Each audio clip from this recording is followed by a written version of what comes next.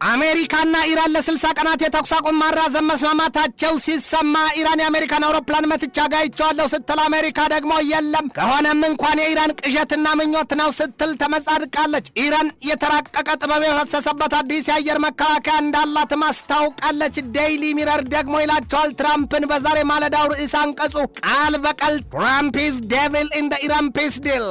ሬስፖንሲብል ስቴትክራፍት ደግሞ የእስራኤሉን ጠቅላይ ሚኒስትር ቤንያሚን ኔታንያሁን ይላቸዋል nothing more dangerous than a Netanyahu's cornered ያላቸው። ይህንኑ ርዕሰ ጉዳይ በዓለም አቀፉ ትንታኔ ዘገባችን መርጠን ተመልክተነዋል። ከትንታኔ ዘገባው ጋር ትዕግስቱ በቀለ ነኝ።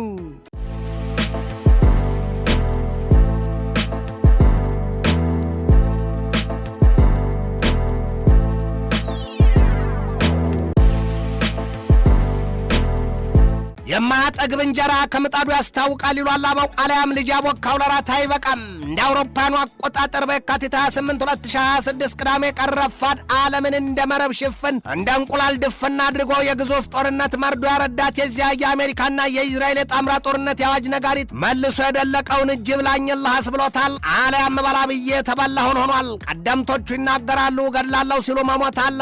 አልያም በወጡበት መቅረትና የናቁት መንገድ ካገር ያወጣል። ኢራን ለአሜሪካና ለእስራኤል ብርቱ ጥቃት አላጎበደረችም ቢባልም እንኳን የታላላቆቹ መሪዎቿ መታጣት ክንፍ የሌለው አሞራን አድርጓታል ሲሉ የሚያሳዩባት ስፍር ቁጥር የላቸውም። ጦርነት ዛቻና ፉከራ ጸንሶ ሲወልድ ስደት ውድመትና እልቂትን ነው። ደርሶ ታዲያ በጦርነት ድልም ሞልቶ የትረፈረፍ ይመስል ግን ደግሞ በጦርነት ሂደት ውስጥም ያልፍልናል ሲሉ የሚያልፉትንም ሳንሸሽግ ግርግር ለሌባ ያመቻልን ነውና በአሜሪካ በኢራንና በእስራኤል መካከል ለወራት የዘለቀው ጦርነት በብዙ ሺህ የሚቆጠር ነፍስን ቀምቷል። ምናልባትም ከሁሉም ወገን ተሰፋፍቶ ቢለካ በትሪሊየን የሚለካ የዶላር ኪሳራ ተመዝግቦበታል። ዛሬ ኒውዮርክ ፖስት ባሰራጨው ዘገባው አሜሪካና ኢራን ለ60 ቀናት የሚዘልቅ የተኩስ አቁም ማራዘም ተስማምተዋል ነው ያለው። ይሁንና ግን የአሜሪካው ፕሬዚደንት ዶናልድ ትራምፕ በስምምነቱ ላይ አልፈረሙበትም ነው የተባለው። የአሜሪካ ታማኝ ምንጮች ለአዣንስ ፍራንስ ፕሬስ በሰጡት ማብራሪያቸው የሁለቱ ሀገራት ተደራዳሪዎች ተወያይተው የተኩስ አቁም ስምምነቱን ለ60 ቀናት ለማራዘም ተስማምተዋል ያሉት ግን ደግሞ ይህንን ዘገባ እስካጠናቀርሁበት ጊዜ ድረስ የአሜሪካው ፕሬዚደንት ዶናልድ ትራምፕ ተደርሷል በተባለው ስምምነት ላይ ይፈርማሉ ተብሎ ሲጠበቅ እንደነበር ነው ያገኘው። እኒያ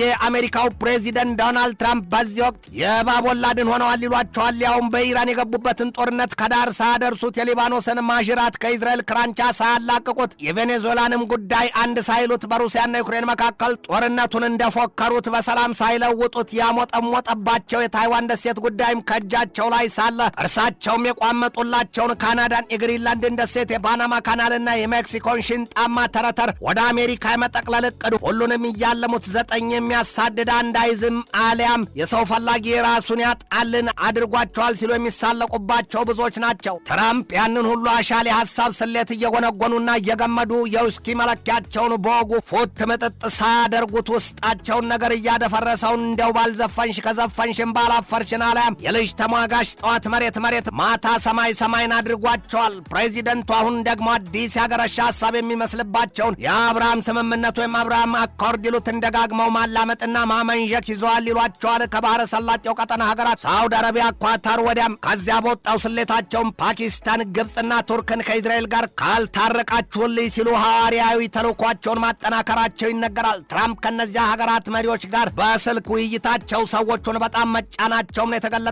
ወደሽ ከተደፋሽ ቢረግጡሽ አይክፋሽ። እነዚያ ሀገራት ለአሜሪካ የጦር ማዘዣ ይሆን ዘንድ የምድር ቢሉ የአየርና የውሃ ክልላቸውን መስጠታቸውን እንዳስገመታቸውና ለዚህ እንዳበቃቸው የሚያሳዩባቸውም አሉ።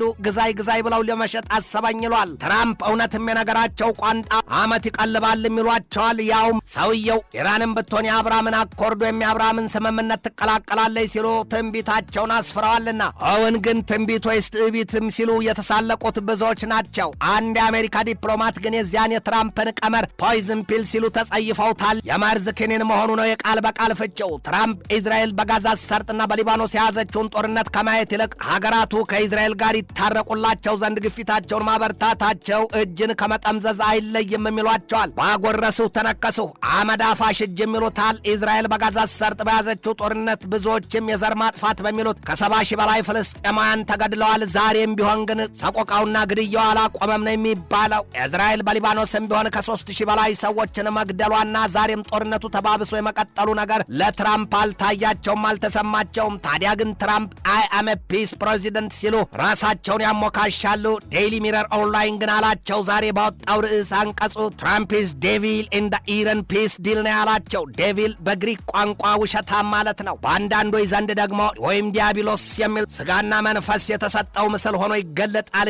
ግን ቀጥተኛ ትርጉሙ በቋንቋው ተናጋሪዎች ዘንድ ውሸታም ማለት ነው። ዘገባውም ትራምፕን ያንን ያላቸው። የዚያ ሀተታ ጸሐፊው አሚን ኢዛዲን ይላል። ዓለም በአንድ ሰው የተነሳ ከባድ ዋጋ እየከፈለች ነው። የቲሞችና ወይም ነዳያን ከንብረታቸው እስከ ሕይወታቸው ከፍለዋል። ዛሬም ቢሆን መራራውንና ዘግናኙን ሰቆቃ በሰፍነግ እየተጋቱት ነው ሲል ያሳያል። አንድ ሰው ደግሞ በምዕራብ እስያ ቀጠና ለሰላም እንቅፋት ሆኖ ቆሟል ይላቸዋል። እኛን ሰው ደግሞ የእስራኤሉ ጠቅላይ ሚኒስትር ቤንያሚን ኔታንያሁ ናቸው። ደ ቡቸር ኦፍ ጋዛ አናው ሌባኖን ይላቸዋል ጸሐፊው። ሲቀጥልም ኔታንያሁ ግሬተር እስራኤል ታላቋን እስራኤል ለመገንባት የቻለውን ሁሉ ያልማል ነው ያላቸው። ከቱርክ እስከ ፓኪስታን ትራምፕ የዚያ ሁሉ ወጌሻና መሐንዲስ ናቸው ሲልም ይገልጣቸዋል። ሌላውና ሪስፖንሲብል ስቴትክራፍት ያወጣው ዘገባ ደግሞ ናቲንግ ሞር ዴንጀረስ ዛን ኔታንያሁስ ኮርኒድ ሲል ያሳያል። በኢራንና በአሜሪካ መካከል የሚወራለት ስምምነት የሚደረስና የሚፈረም ከሆነ ለኔታንያሁ የወደፊት ፖለቲካዊ ህልውና መቅሰፍት ነው ይላል። አሜሪካና ኢራን በተለይም ደግሞ ከትራምፕ ችኩል አቋምና ባህሪ የተነሳ ስምምነት የሚደረስ ከሆነ ከኢራን ጋር የመንትያ ያህል ተደርጎ የሚሳለው የሊባኖሱ ሂዝቦላ ኔታንያሁን አይምራቸውም። ይህ ትራምፕ አስተዳደር ከኢራን ጋር የያዘውን የድርድርና የሰላም ሂደት በተመለከተ የቀድሞው የእስራኤሉ ጠቅላይ ሚኒስትር ያኢር ላፒድ ሲገልጡት ለእስራኤልም ለድፍን ቀጠናውና ለኢራን ህዝብም ጭምር የማይበጅ መጥፎ ነገር ነው ብለውታል። በኔታንያሁ መንግስት የብሔራዊ ጸጥታ ሚኒስትሩ ኢታማር ቤን-ግቪርም በበኩላቸው የትራምፕን ውሳኔና አቋም የእስራኤልን ህልውና ክፉኛ የሚጎዳ ብለውታል።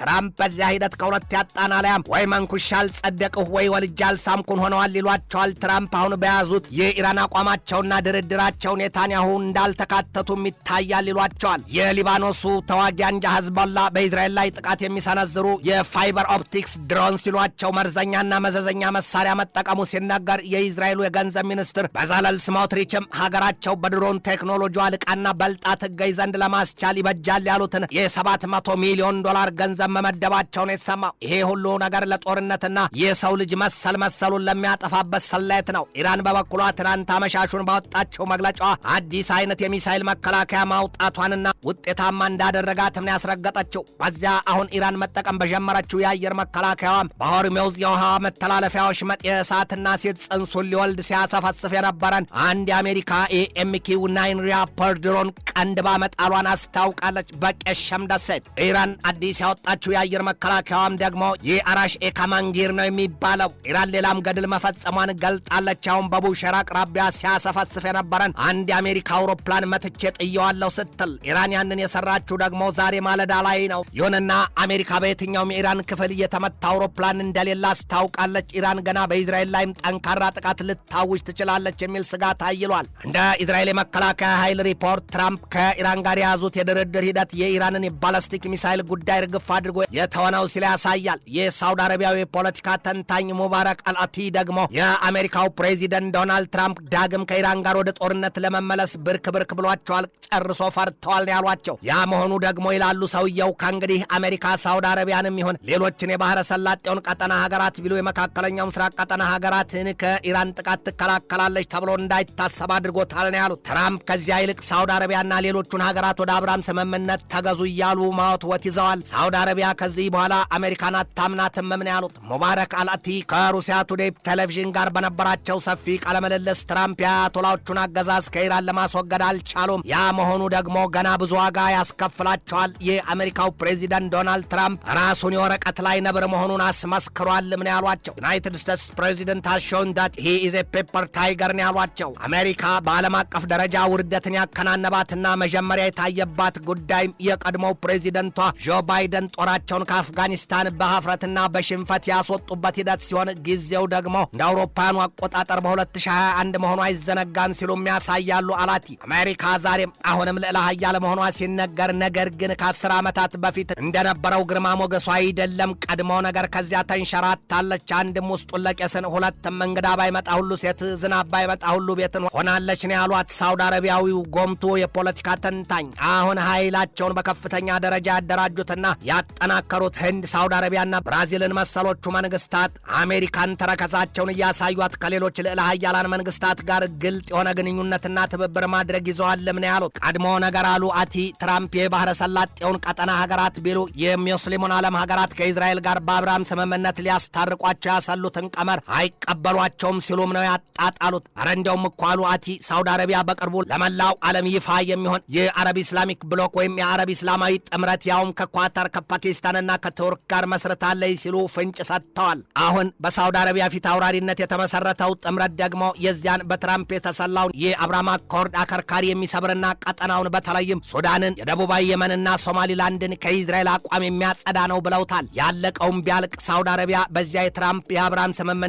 ወይም አብርሃም አኮርድ አትገዛም፣ አትቀላቀልም ሲሉ ቁርጥ ያለ ትንፋሻቸውን ሰብስበዋል። ትንታኔ ዘገባውን ስናዘጋጅ በዋቢነት በሂንዱን፣ ሞርኒንግ ዳይጀስትን፣ ፎክስ ኒውስን፣ ሮው ስቶሪን፣ ሬስፖንሲብል ስቴትስክራፍትን፣ አልጀዚራን፣ ኢንዲያ ቱዴይን፣ ኤዥያ ታይምስን፣ ኑር ኒውስን፣ ቮይስ ኦፍ ኤምራይትና ጄሩዛሌም ፖስትን ተጠቅመናል።